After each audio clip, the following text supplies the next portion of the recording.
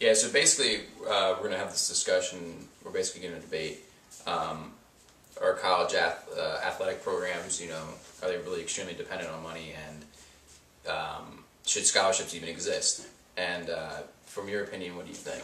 I personally think that there should be finances involved in college athletics.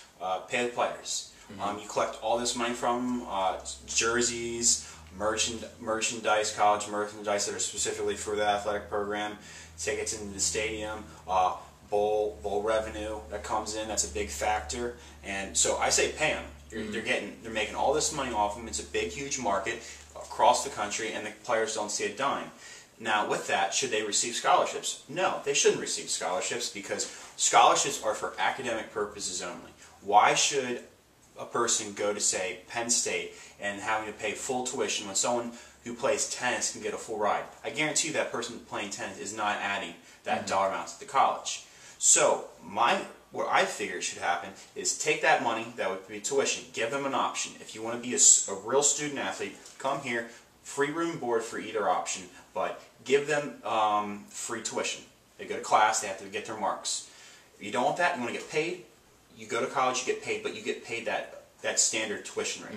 So you have that option. Do you want to be a student or not? If you pay that standard tuition rate, no free college. If you want that, you have to enroll yourself and use that money towards it, or if you want to be part-time or whatever, get a 2-year degree, that's your choice, but you don't have to worry about classes at all, and you can be an athlete. My whole thing with the athletics and scholarships is that I don't believe there should be a scholarship whatsoever.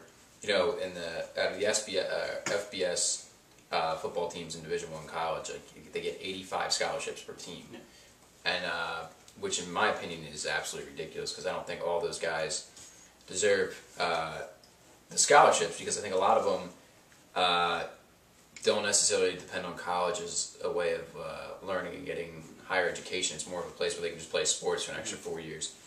So my whole thing is that I think that they should minimize the full athletic scholarship. And maybe, they can cut it down to, like a half scholarship or a quarter or a third or whatever for certain players, as long as they meet the academic standards. If they're in a bad financial situation, there is need-based aid. Yeah. And also, if you look at the ramifications of this, when money in athletics, arguably the two best college players in the past 10 years or so, Cam Newton and Reggie Bush. Both of their legacies are tainted with money in college. Reggie Bush no longer has his Heisman for the monetary aspect of that. Cam Newton, his dad apparently was trying to sell him off to $250,000 to Mississippi State to make money from that. Yeah. Two best coaches in college basketball, arguably in the past 10 years. Jim Calhoun, John Calipari, what are their legacies? Grades, because if you bring them as student athletes, you shouldn't have to worry about grades. So not only impacts grades and sanctions like that, money, both their legacies, tarnished. And also the trickle-down effect of what people view student athletes. Division I, Division III are a completely separate difference. With all these conference realignments, the lines are being blurred.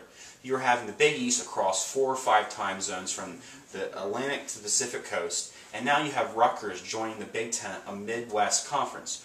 A one-way trip to Rutgers to Minnesota is 1,200 miles, give or take a few depending on the distance. Lebanon Valley College right here, the men's basketball team can play against 9 other teams, a full conference schedule. Travel there and back, each of those 9 teams, 1,200 miles. One crazy. school plays a full conference schedule, everyone twice, there and back. The same amount of distance it would take for a one-way trip between Rutgers and Minnesota to play one game. You cannot tell me that the academic emphasis placed on those two athletes are the same across two colleges, and it's just blurring distinctions. And it's when kids want to play college athletics, it's hurting them in the future and all these future aspects, and something needs to be fixed. I mean, you can ask kids at a small college like this, even going 30, 40 minutes for a game, it's still it's still hard on their academics. Because you have that game time, you have like 3 hours before, 3 hours after, and that's a huge chunk of commitment. Imagine if you're going a whole way across the country.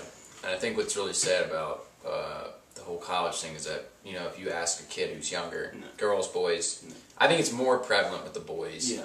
And if you ask them, if they're 14, 15 years old, they don't care about going to college to learn. It's all about whatever has the best sports programs.